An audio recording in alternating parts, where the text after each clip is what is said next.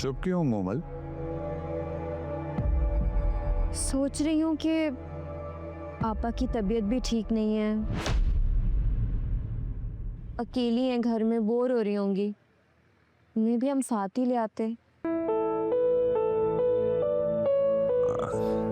तबीयत तो उसकी ठीक ही होगी, मेडिसिन खा ली होगी, सो गई होगी।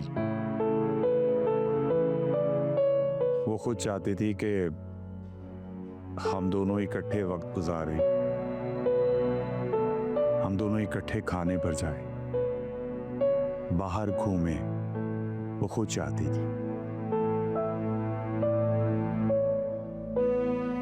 इसका मतलब ये है कि आपने औरत को समझा ही नहीं। औरत चाहे अपने शौहर की जान की दुश्मन ही क्यों ना हो,